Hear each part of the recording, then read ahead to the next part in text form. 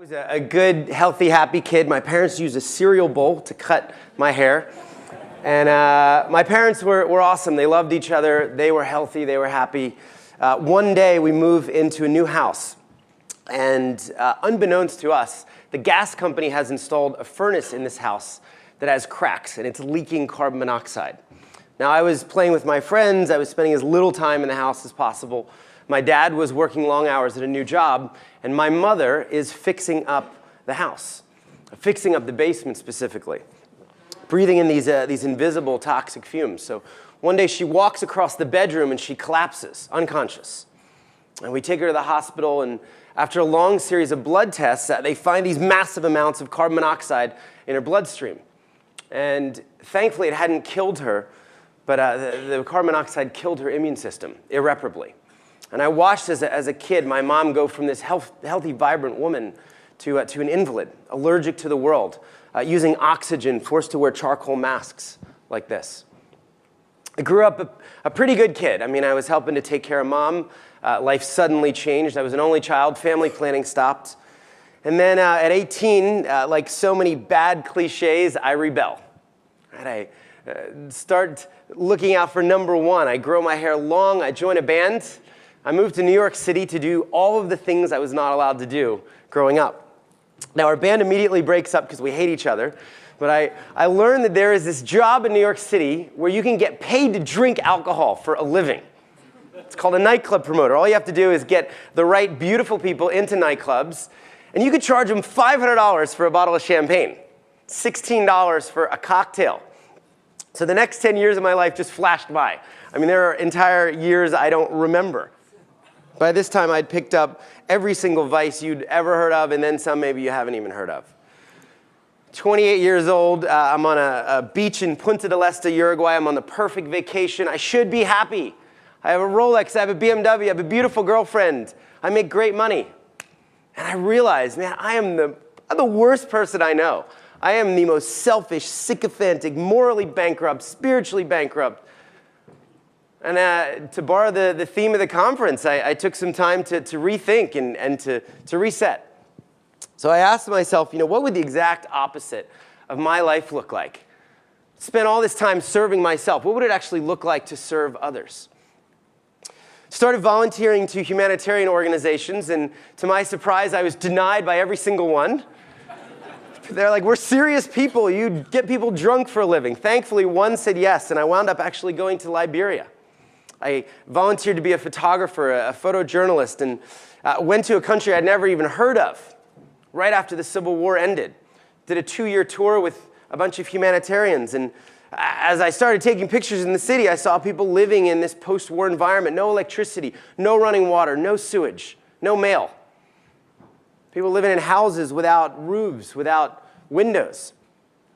But then when I got into the rural villages, I saw people drinking dirty water for the first time, and that shocked me more than anything that I'd seen. I couldn't imagine getting water from a swamp, from a pond, from a river, and we saw this time and time again.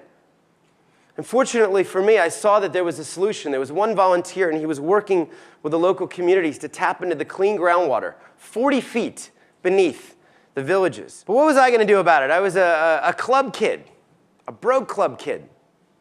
Well, I'll take you back to the founding moment of Charity Water 6.5 years ago. On a couch, I just started. And if you talked to me back then, I was going to tell you I was going to do 2 things before I died. I was going to see the water crisis ended. I believe we should live in a world where everybody has something so basic, something I'd taken for granted my whole life. And I also would have told you that I wanted to reinvent giving, reinvent the way people gave, the way they thought about charity, because it was broken.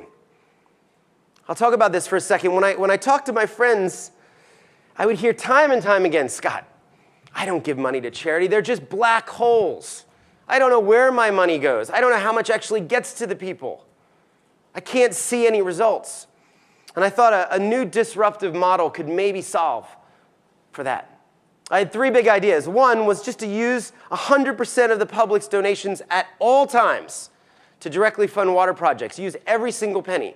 Open up 2 bank accounts and said somehow we will find another group of people to pay for the staff and the overhead. We'd even pay back credit card fees.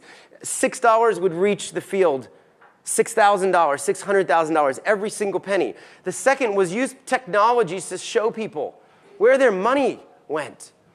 And for us, that was simple. Handheld GPS devices were $100. So for 2 AA batteries and $100, we could put every single water project up on Google Maps and Google Earth so people could see exactly where the money was going. And we've done that from day one. And the third thing was I wanted to build a brand. Charities, at least in America, were so bad at this. They had the worst websites. They were so bad at telling the story. And I thought, if we were going to solve a problem this big, we would need to create an epic brand that rivaled the Googles, the Apples, the Nikes of the world. And you just needed really good taste and a couple talented designers. So it started with a party. The only thing I knew how to do was go back into the nightclubs. I got 700 people out. I gave them all open bar. Charged them $20 at the door. But this time, I didn't keep the money. I took the money to a refugee camp in northern Uganda where 31,000 people lived. And we built 3 wells. We fixed 3 wells. And then we proved it. We sent all 700 people the photos and the GPS so they could see exactly what their $20 had accomplished. And they were blown away. They never expected to hear from the charity again. And we said, let's just keep doing that on repeat until this problem is solved. We gave our story away. Instead of just asking people for money, we tried to inspire people and ask them to go get their networks involved, their friends, their family. One of the simplest ways was to ask people to give up their birthday. We said, don't throw a party. Don't ask for gifts. You don't need anything. 800 million people don't even have clean water. Ask for your age in dollars or pounds or euros. Saw a 7-year-old kid go out and raise $22,000 asking for $7 from everyone he knew. 16-year-old girls raised $5,000. 89-year-olds giving up their birthday, writing really beautiful mission statements. Nona realized she lived twice as long as the average life expectancy in so many of these countries where we were working. Our birthdays so people could have more birthdays. If you're interested in water, if you have ideas for us, if you have questions, help us help the 100 million people and then keep going. We have an amazing team, and we will continue to fight until every single person on this planet has clean water to drink.